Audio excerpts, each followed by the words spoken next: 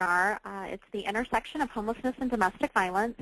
My name is Jennifer Carter, and I'm the education coordinator at the Missouri Coalition Against Domestic and Sexual Violence.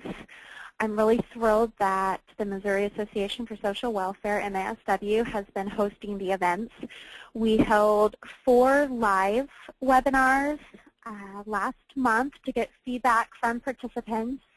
And this recording then will not have your immediate questions, but I am integrating questions that we did get. However, if you have questions after this training, you have my email address. It's there on the opening PowerPoint screen. And feel free to email me or Sandy Wilson at MASW with any follow-up questions you may have. I really appreciate Sandy's collaboration in building this training, and I've been really excited about this opportunity. For several years, since I've been serving on the Governor's Committee on Homelessness, I've been saying how I really wanted to do some training both with homeless service providers as well as domestic violence and sexual assault service providers about the importance of understanding how our issues intersect and how we can collaborate and work together. And so this training is hopefully just the start of a lot of other conversations that can occur about how we can best meet the needs of individuals who are most vulnerable seeking our services. My phone number is also listed there if you would like to talk to me. As I said, I'm the education coordinator at the Coalition. I've actually been at the Coalition about 7.5 years. Prior, I was a program development specialist working with program development with the membership. We have over 100 member programs, and then I switched positions earlier in 2010. Our website is listed here on the PowerPoint as well.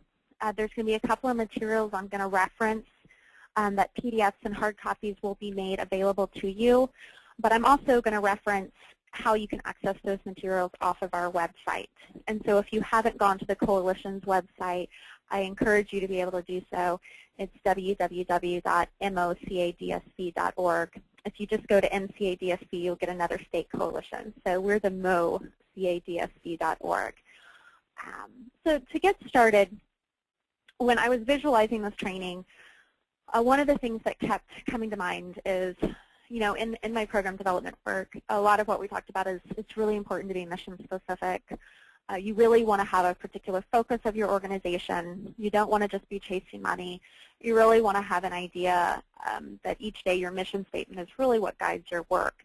And so we all have very specific mission statements of each of our organizations. And, you know, yet for some of the people that we serve, they end up having an overlap. And so what does that mean when you have an individual who is on the street who is trying to decide what program is going to best meet their needs, and yet their issues really meet many of our mission statements? You might have someone who is homeless who is also experiencing substance abuse issues, and so whether or not our services are able to provide both of those needs, or whether or not we're having to collaborate with another entity in town.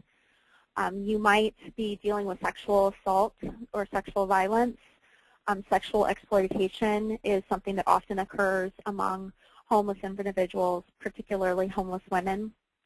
And so how do we then meet that need?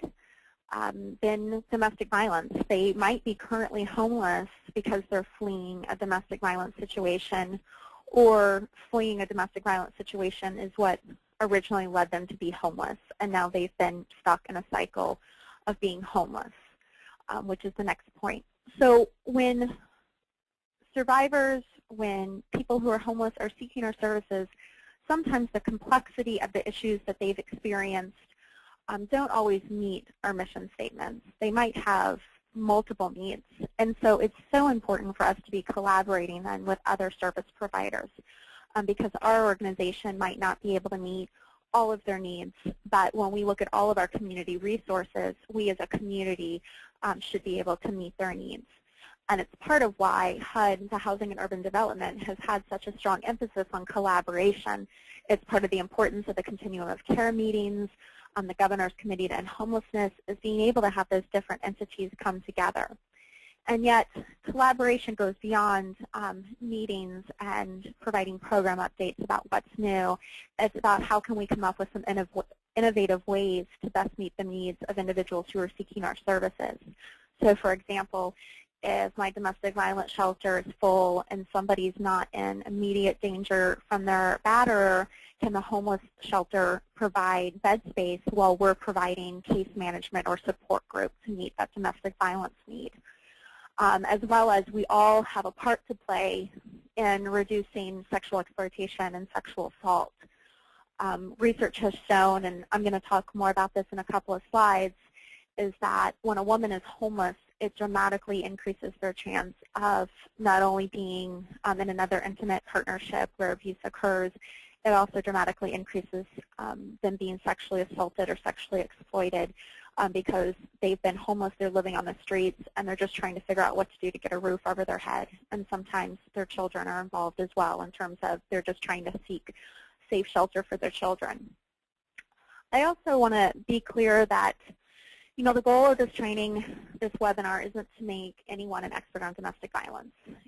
The coalition has service standards and guidelines for its members that say before anybody provides direct services to a victim of domestic or sexual violence, you really need a minimum of 40 hours of training because there's so many different issues that you need to be aware of when you're working with someone one-on-one. So this is about a 45, 50-minute webinar. The goal of this training is not to make you an expert on domestic violence or to make you an expert in domestic violence advocacy or service provision.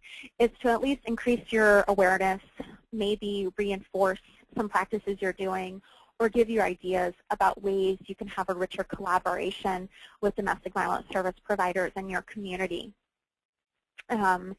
So what we're going to be doing during this training is talking about assessment and intervention briefly. We're going to briefly talk about how do you conduct assessments that really increase the likelihood of disclosure from a domestic violence survivor or victim, and then what do you do if there is a disclosure, or what are those kind of different responses you might get, and what are some different ways that you can respond to them.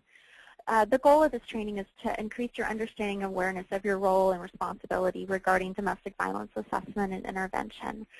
Again, not for you to be an expert, but as a homeless provider, when we look at the statistics about when women are seeking shelter and the rate of domestic or sexual violence that homeless studies have shown, for us to be best meeting the needs of individuals seeking our services, we should be asking questions about domestic violence, as well as HUD requires it, which has sparked these webinars. So there's two publications that I'm going to reference. The one on the left-hand side of the screen is one of our core publications. It's called The Nature and Dynamics of Domestic Violence. This edition is September 2006. We will be releasing a slightly updated version either later this year or the start of next year. There's just a few laws in the back that have changed, and we also want to include a prevention section. So depending on when you listen to this webinar, we might have a more up-to-date PDF of this.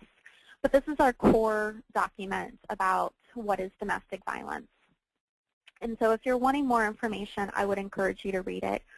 The beauty of this publication is it's not too lengthy, and so it's really geared towards either survivors who want to know more information, service providers who are wanting to know more information. So we use them both in support groups as well as trainings. So they have multiple purposes. And if you're interested in being able to use sections of that, the PDF of this publication will be made available to you, and it's also on our website. On our website, we have a version of it translated in Spanish, and then there are sections of the document that are translated in multiple languages, like the safety planning. We had done a poll several years ago trying to find out the most common languages in Missouri and then translated the most used sections of this document into other languages. So if it is something you wanted to give individuals you're working with, it is available in different languages, and that is under the resources section of our website. On the right-hand side of the screen is what everybody calls the Blue Book. That's sort of our branding of it. It's a directory of domestic and sexual violence service providers. This directory we will update every year, We get our membership forms from programs around February or March, and we spend a couple of months updating the directory, and then we release a new publication in the summer or fall. And so it is something that if you have, I know hard copies are going to be distributed, but if you have a copy from 2003, it is way out of date. We update them every year, and we have a new system right now where we're able to print them in-house rather than mass produce them outside at a different source. We're able to print them as needed in-house. So if there is a change during the year and you request a new hard copy, we can make sure that you have the most up-to-date information as possible. Some people really like having that hard copy to be able to take around with them so that they always have it available. However, some people really like the web, and so if you do, you can again go to our website, and we have the entire directory on our website. And there's a new feature on it that I'm really excited about, that when you conduct searches of programs, before you can only look by region, and the Coalition divides up its membership into 7 regions. We have over 100 member programs, and we divide our regions into Kansas City, St. Louis, Central, Southwest, Southeast, Northeast, Northwest. And so you would just look through each of the different regions to find the program and services provided. You can still do that. There will be a map of the state, and you click on what region you're interested in, and it'll show all the programs affiliated with that region. But in addition, we have a new search engine. And so if there's a particular county or there's a particular service you're trying to figure out where, how to access, then you can now go through that search engine rather than scrolling through each of the regions. Because sometimes you might be working with someone who is just passing through your community and is really wanting to, for example, relocate to Kansas City. And so what are the Kansas City providers there? And maybe this is an individual who's also experienced an LGBT hate crime. And so is there an LGBT resource there that could really best meet their needs? So the online has a search engine that makes it even more user-friendly. And so that I would also encourage you then, when you get the hard copy or the directory, just to spend a few minutes going through it to familiarize yourself with the programs, not only those in your immediate area, but an idea of the range of programs across the state, because we do have a large number of programs for Missouri. So under assessment, we're going to just talk about a brief definition of domestic violence to make sure we're all on the same page. Talk about some brief statistics, the concept of universal screening, and then talk about questions that are recommended for best practices to, again, really increase the likelihood of disclosure from a survivor. So the reason it's important to start with the definition of domestic violence is, it's not uncommon that at the Coalition I might get a phone call from someone talking to me about, how their sibling is abusing them, and is this domestic violence. And sometimes this can be confusing, because if you look at our statutory language in terms of who's eligible for an order of protection, it includes more than intimate partners. It includes people who live together, so it could be roommates. It includes people who have lived together, cohabitated in the past. So our statutory language for Missouri's Adult Abuse Act includes more than just intimate partner violence. And sometimes people will include other forms of family violence under DV. But typically, when we're talking about domestic violence, we're using it as a subcategory of family violence.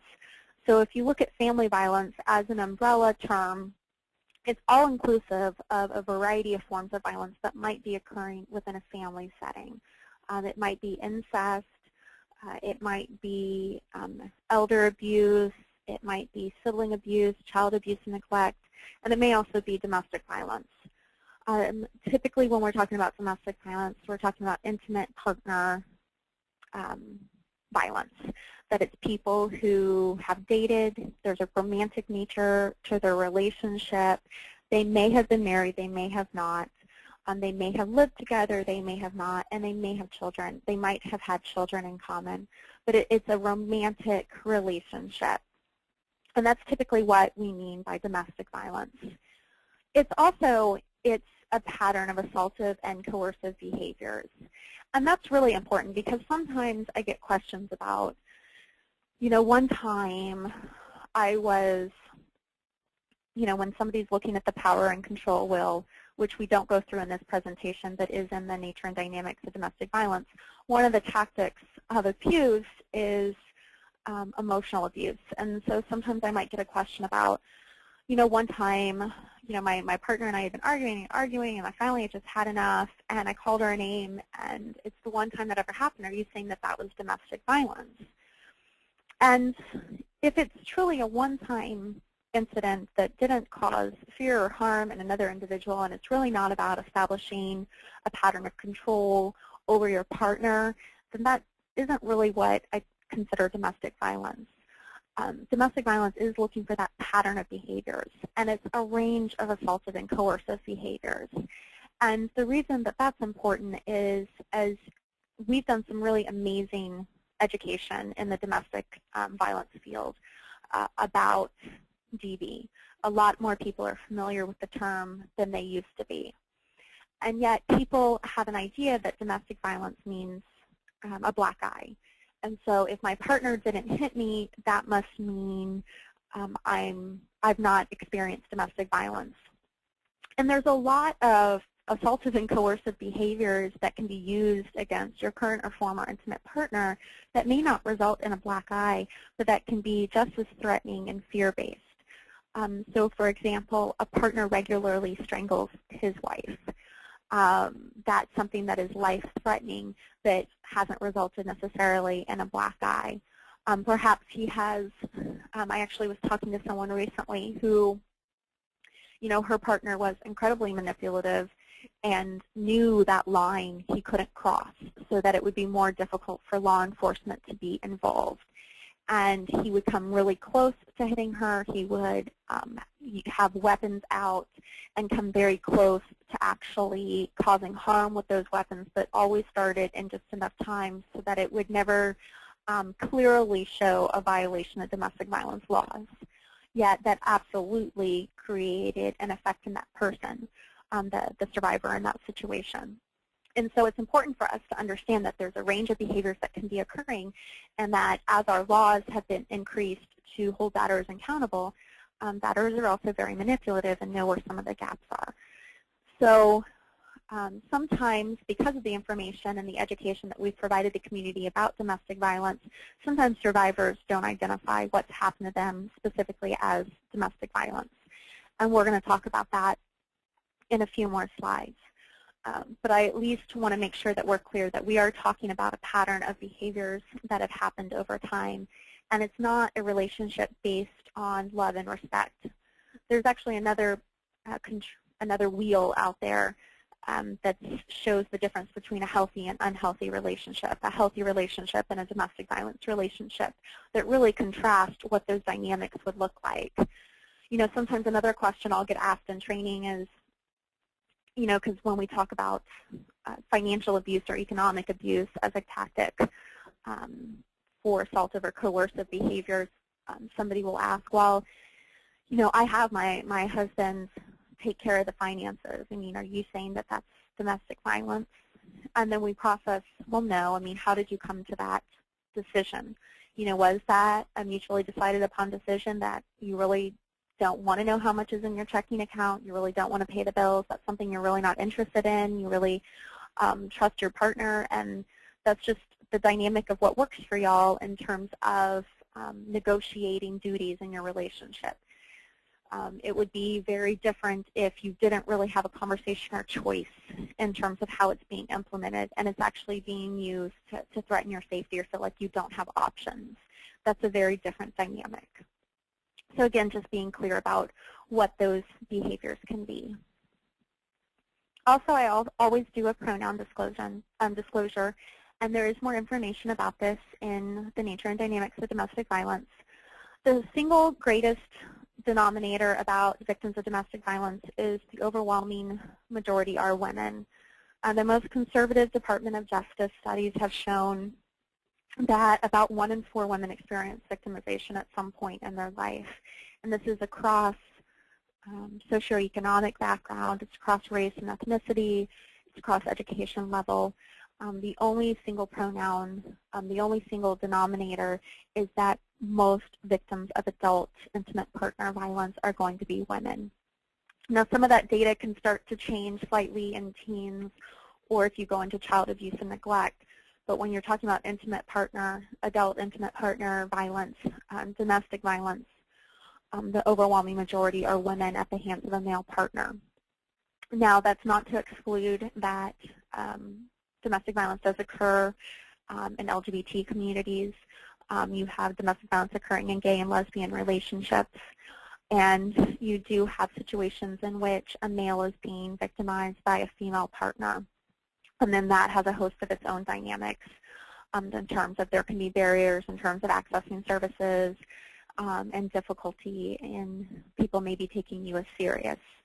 However, most of our programs, all of our programs based on our service standards should be able to make appropriate referrals or provide appropriate services to individuals in same-sex relationships, or if it is a male who is being victimized by a female.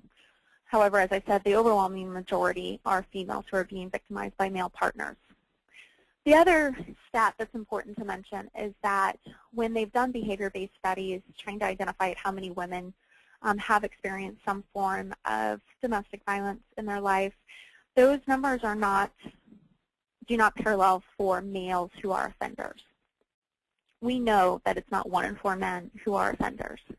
What we know is that the same men tend to reoffend.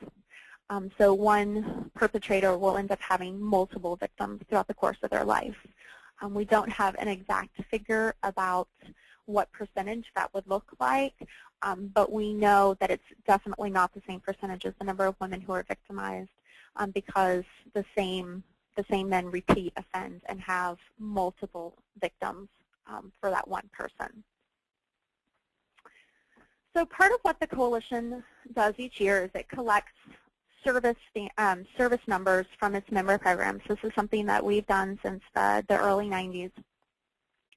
And these are our domestic violence statistics for 2009.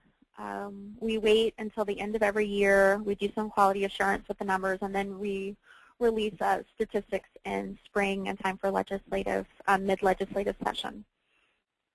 And there's a couple of things that I want you to look at. This, I'm going to highlight it. If you look at the total number turned away, in 2009, it was 15,106 individuals were turned away. Now, there can be some duplication in that because we don't know if somebody then is calling multiple programs.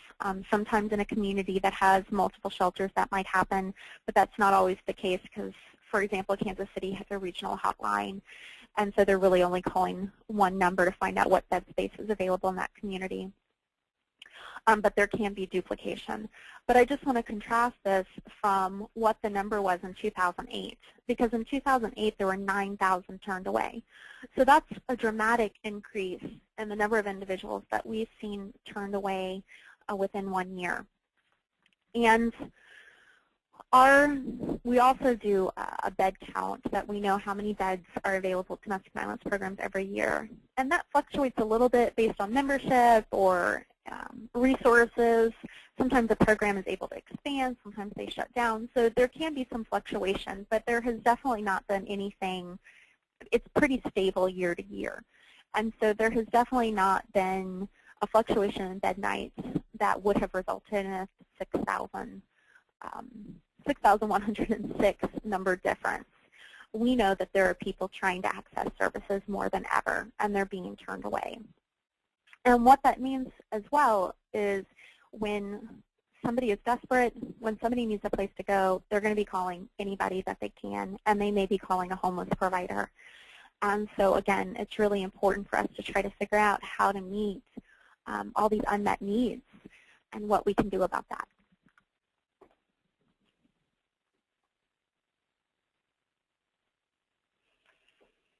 So I really like this ACLU fact sheet. There's a number of different great resources out there talking about homelessness and domestic and sexual violence, but this one was just a really short one in case you're wanting more information to talk to coworkers or peers about. And this was conducted in 2008. And it was a national survey, and 50% of the U.S. cities survey surveyed homeless individuals and reported that domestic violence was a cause of their homelessness. And it lists the studies on the cities that were used in that study. And I'm sorry, it was released in 2008, but the study was in 2005. And there's no reason that cities in Missouri would be any different than the cities here. They picked random cities from across the country. And so it would be fair to assess that Missouri's numbers would be fairly similar. What we know, too, is that particularly with women, when studies have been done with them, that they will cite domestic violence as the #1 reason why they are on the streets. And where that can become complicated for us as service providers is, I hear from the domestic violence shelters, we're not a homeless facility, this person is homeless, and yet she's wanting to stay here. And so part of the education we're trying to have with domestic violence programs is domestic violence is probably the reason that led to her being homeless. And so there are absolutely services that we can provide. Our missions don't always say, some do based on resources, but typically our missions don't say we're working with survivors who are in immediate crisis. It's typically we're working with survivors who are in crisis from domestic violence or who have experienced domestic violence. And so if domestic violence is our mission and that's what originally led to somebody being homeless, that's absolutely meeting our mission statement. And then what I hear from homeless providers is, we're not the domestic violence experts, and so we don't know if this is a good fit with us either. And so then you've got this population who's incredibly vulnerable being stuck in between two programs. And I'm really hoping, as I said earlier, to be able to increase that understanding and collaboration so that people who are most vulnerable don't continue to be victimized. Because as I said earlier, when a woman is on the street, the rate of sexual assault dramatically increases. The studies have shown that they typically end up having multiple sexual assaults occur. And so it's one of the easiest things that we can do to try to reduce the number of sexual assaults that are occurring, at least among homeless women, is to be able to provide a safe place for them to be able to sleep and to provide services around that. And again, sometimes they might not be articulating what they've experienced as sexual exploitation or sexual assault because they were just thinking, I had to do what I had to do to have a safe place or to have food. Or sometimes, as I'm about to get into, women might not identify what's happened to them as intimate partner violence. But regardless, the data is too strong for us not to be building some true meaningful collaborations about how we can best meet homeless women who are seeking our services. So this concept of universal screening has been used a lot with social workers and within the medical community, and it's the idea that you ask everybody who you're seeing about domestic violence. And it's beneficial for a number of reasons. One, if you are seeking a population or serving a population who you have a high likelihood that there could be a disclosure, it just makes sense that you're asking everybody. So like in the medical community, we do a lot of training with like OB-GYNs. Your clientele are women. The reality is some of them are going to be victims of domestic violence, actually about a fourth of who you see. And so it would be appropriate for you to be screening, trying to figure out how to do any sort of intervention that would be effective, because that's a huge opportunity. Oftentimes women will go see a doctor for their well-woman exam before they're necessarily seeking a domestic violence shelter. So it's a similar concept, and now with HUD implementing the requirement as the question, that's basically institutionalizing universal screening for homeless providers. That we know because of the strong data, there's a strong correlation, there's a strong likelihood. So for us to best meet the needs of individuals seeking our services, we need to be asking this information. So it means that you ask everyone about domestic violence. And there's several benefits to this, which gets into the tips and techniques. One is that when you are regularly asking it, it becomes more normalized for you as a service provider. You become far more comfortable with asking those questions. People can tell when you're uncomfortable asking something. And so the more often you do it, the more comfortable you are with it. And that comfort can also increase the likelihood of somebody disclosing. It also will increase the amount of times you have when you have a disclosure to increase your skills in terms of how to respond after a disclosure. So the more often this is happening, the more it's increasing your skills. As well as, if you're just waiting for somebody who appears like a victim, you're going to be missing people. I'm going to say I'm sometimes surprised, but I'm really not. Sometimes somebody will disclose current or prior domestic violence that does kind of catch me off guard, even though I intellectualize and I know that you can't tell who is a victim or survivor, that it can happen to anyone. But sometimes, I've known somebody for a long time and they never disclose, and it takes them a while before they do, and I'm sort of caught off guard, even though I know that that happens and that's the reality. So if you're just waiting for somebody, you're probably going to be missing the opportunity to connect with a lot of people who have experienced something. If you're just waiting to see that black eye, or you're just waiting for those signs, it's a missed opportunity. You want to think about privacy when you're asking these questions. Anybody who's worked with the domestic violence community knows that privacy and confidentiality is huge in our work. And it's because we've heard of so many horror stories or experienced horror stories where domestic violence survivors' information gets out and it's used, the batterer is able to use it to find them. It actually causes more harm to their situation, that their security and their privacy and their safety are really kind of core tenets to our advocacy work. When you talk to survivors, oftentimes they'll address privacy as one of their #1 concerns, that they don't want people to know this has happened to them, that it's something that they're embarrassed about, they're ashamed about, they haven't totally processed, or they have real fears about their batterer finding out. And so there's a high level of fear there as well. And all of those are very real and valid concerns. So it's important for us to show that we really respect their privacy. And I know everybody's resources and office situation might be different, but if you can think about if there's any ways that you can increase the appearance of privacy. Is it possible for you to be in a room where there's not a whole bunch of other coworkers around asking these questions? If there's anything you can do like that to increase the feeling of this is confidential, this is private, this is important, that will increase the likelihood of a disclosure. As well as you being able to let them know, just being able to verbalize that, you're not going to be sharing this information with other coworkers, that you recognize that this can be a difficult question to ask and to process, and you're aware of the fears or the embarrassment, but that it's important that you ask everyone. The timing of it is important as well. If you've attended a social work class or any sort of advocacy class, they talk about the concept of rapport, and these questions are towards the end of the questions that you're asking. And so you just want to be mindful of that timing, that if you're in a rush and the questions are coming across rush, that's going to really reduce the likelihood of disclosure. If you haven't taken the time to really establish a good relationship with someone, that's going to impact the likelihood of disclosure. But that timing can be really important.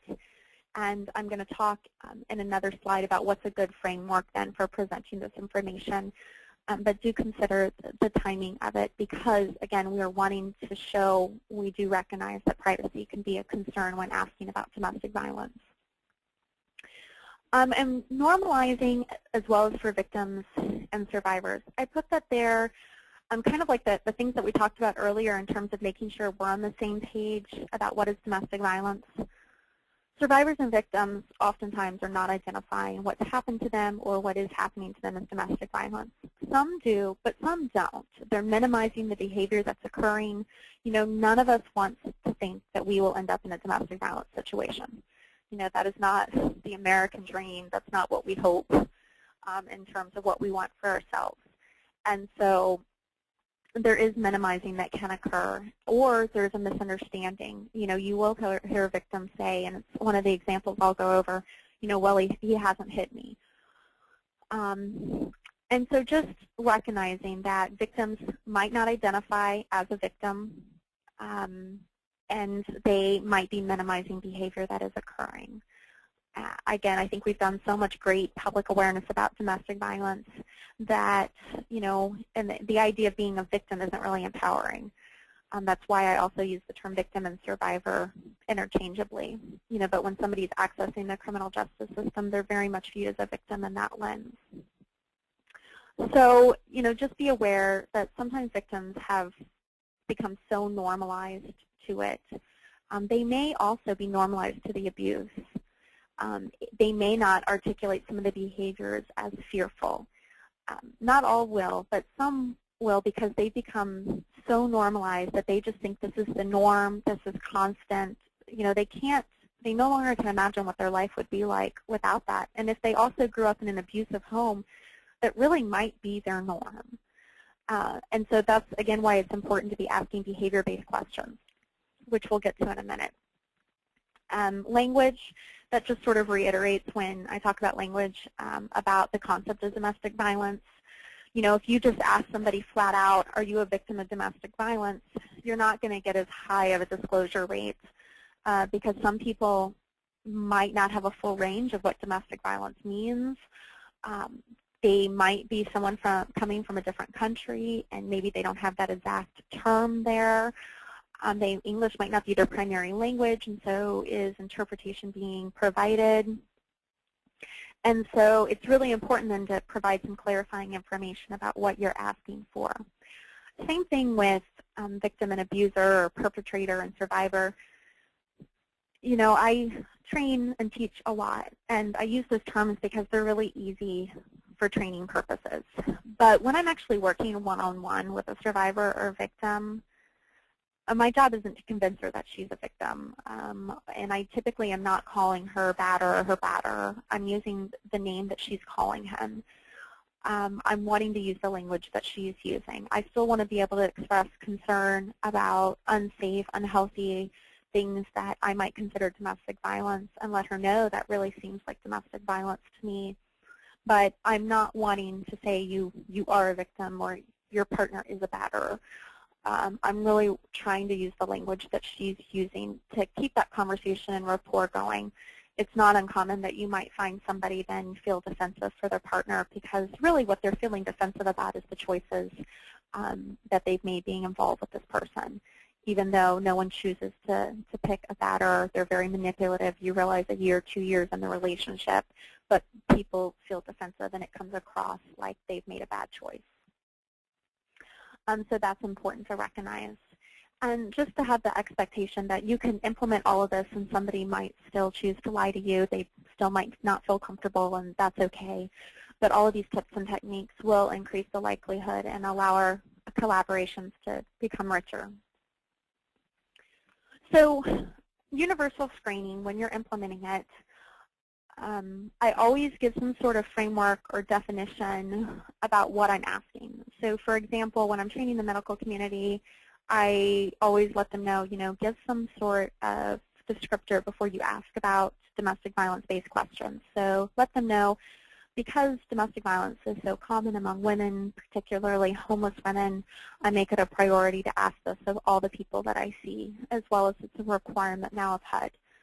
So domestic violence includes a range of assaultive and coercive behaviors. These can include economic, emotional abuse, intimidation, as well as physical assault. And so again, you're explaining that you ask everyone these questions, and that's also normalizing it. So somebody doesn't feel like I've done something to make you ask me. It's you're asking everybody.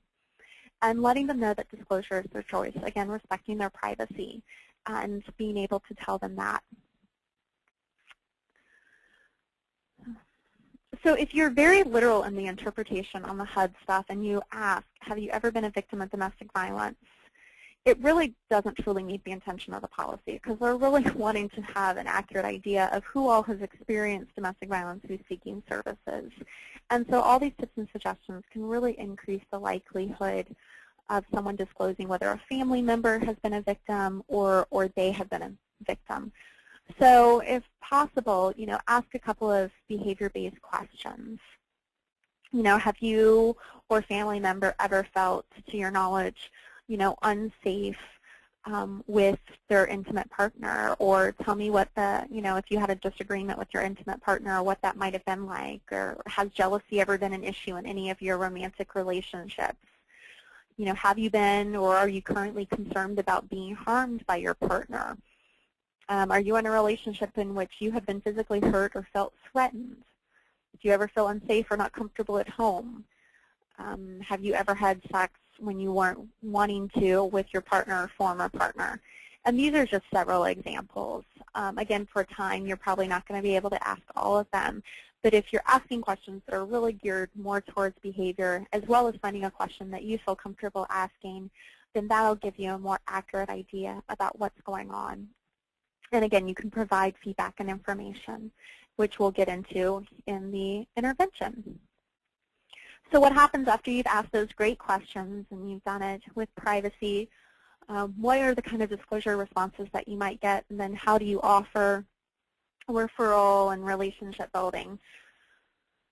So if someone says no, I accept that, and I always let people know where they can find out more information, because they might be saying no initially to test the waters. They might really mean no, or you never know, where it's a great opportunity that maybe they hear about somebody else later on and they're wanting to know how to access information. So I always let somebody know that you can provide referrals if someone has ever been abused. If you do have a poster up for the National Domestic Hotline, that's a great resource. Or if you have a blue book out, the directory for MCA DSB, you can let them know about that. Or 411, which we'll talk about in a minute. So I always like to let somebody know where, if they do want information later on, where they can access it. You might get a yes response. It's really important to give some validation, because we never know if we are the first person they've disclosed to, as well as, again, we're trying to normalize that might be a difficult disclosure, and they might feel more comfortable talking more. But these are just some samples of things that you can say.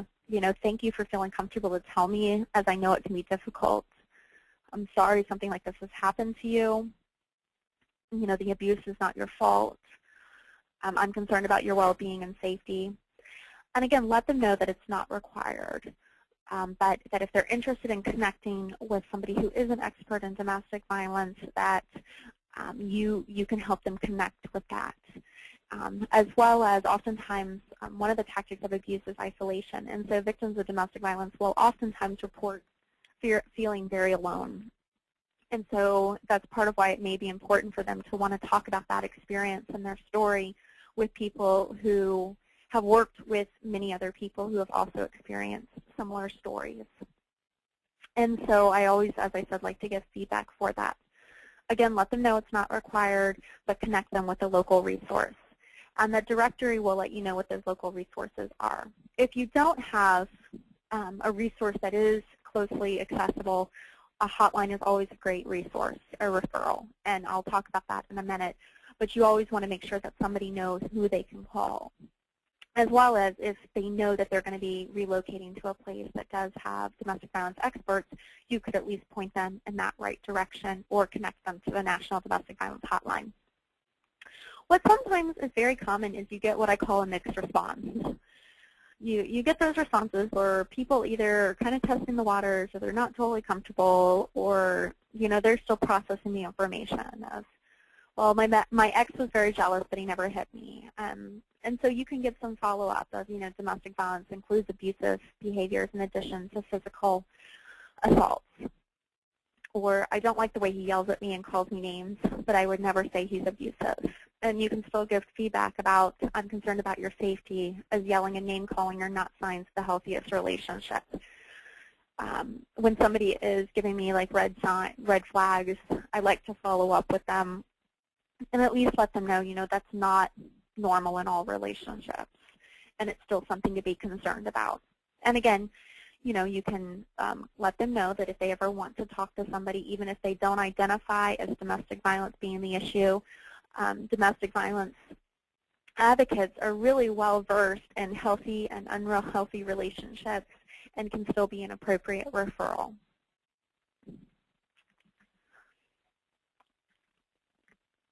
So again, you're wanting to point them in the right direction if there's programs out there who are far more familiar with this issue and might be able to help. I always like talking about hotline first. You might talk about case management or support group or counseling, depending on the services that your local program offers. And so really being familiar with that program and its requirements will be important. So for example, if you know your local program has a counselor, you want to find out if the person you're referring would be eligible, because sometimes programs only are offering, due to resources, counseling to residents of their shelter. Not always. So you want to just be aware that if you are making a referral, that it is a correct referral. I like hotline for a number of reasons. It's something that's easy for somebody to remember the phone number, and it can be accessible really no matter where they go.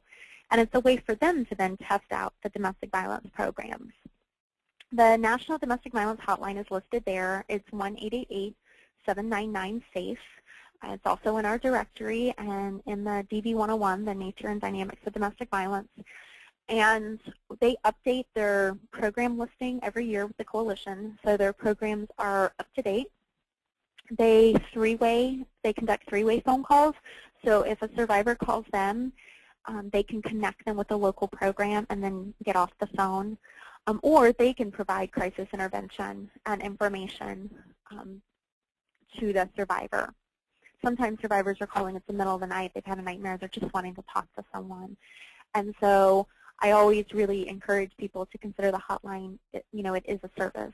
People can get their needs met. And if they are in a rural area, particularly one where a domestic violence program might not be located, the hotline might be the only service they're able to access for a while. And that's still somebody who can be safety planning with them and talking with them and talking them through when a crisis has occurred and brainstorming with them. And so, case management services can still occur via the hotline. If you do have the Blue Book, the directory, then they can call a local program directory. The coalition in Missouri does not have a statewide hotline because we use the National Domestic Violence Hotline. Most of our member programs do have a 1-800 hotline number. So if there is a particular program that a survivor is wanting to use in the state, then she could directly call that hotline. Kansas City has a regional hotline that connects to all of their programs. St. Louis is working on it, but I don't know when it will be established. And again, you can always refer to the National Domestic Violence Hotline and they'll connect to the local program. One of the other things that I like to talk to people about too when they're considering calling a hotline, because we respect privacy and confidentiality, is that it is anonymous and confidential.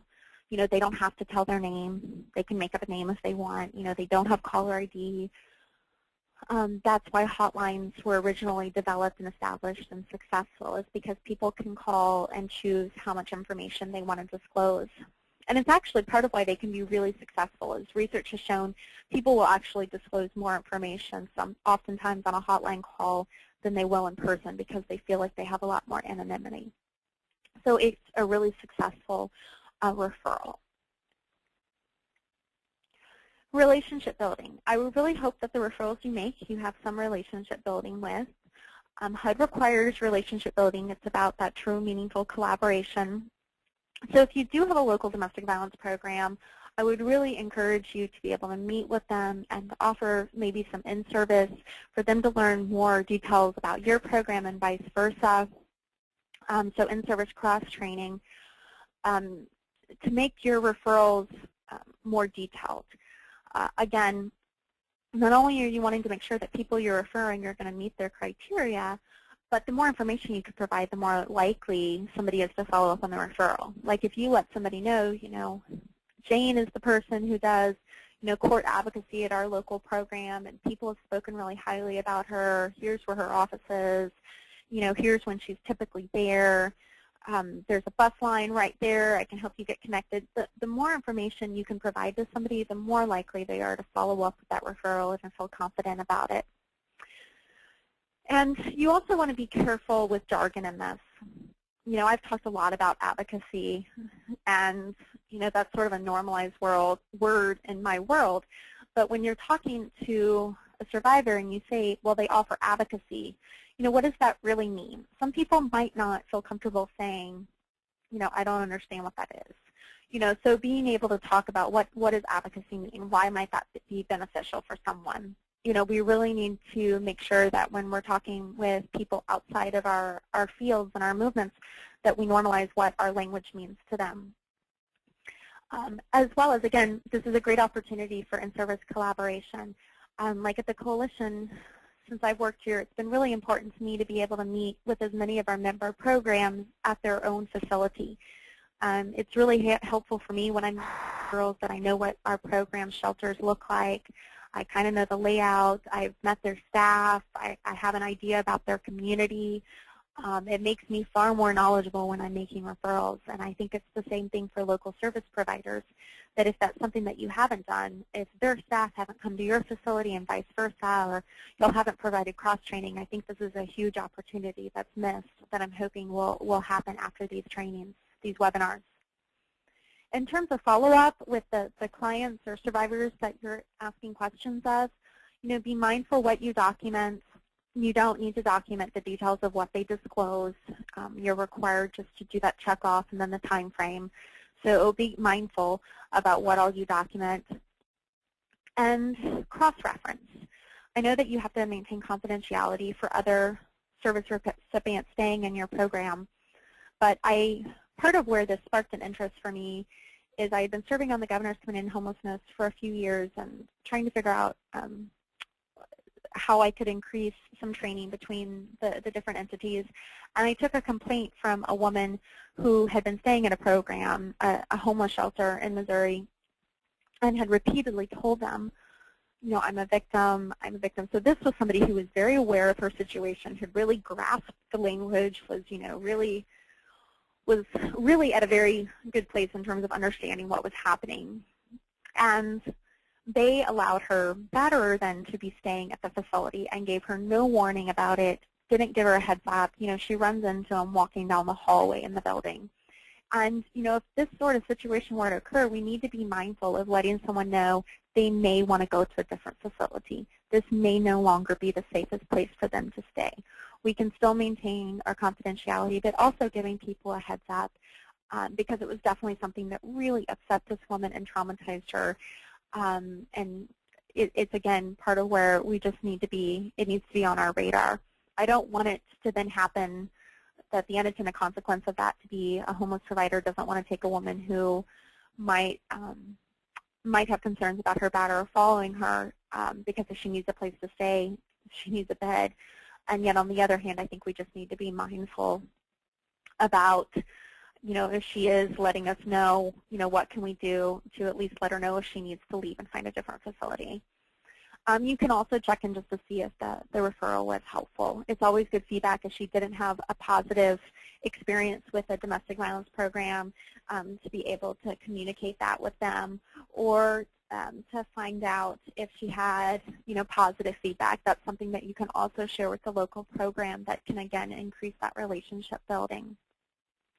Oh, what I didn't mention that I meant to earlier is one of the questions that had come up in one of the prior webinars was that there's an information number 411, and I don't have that listed in the materials.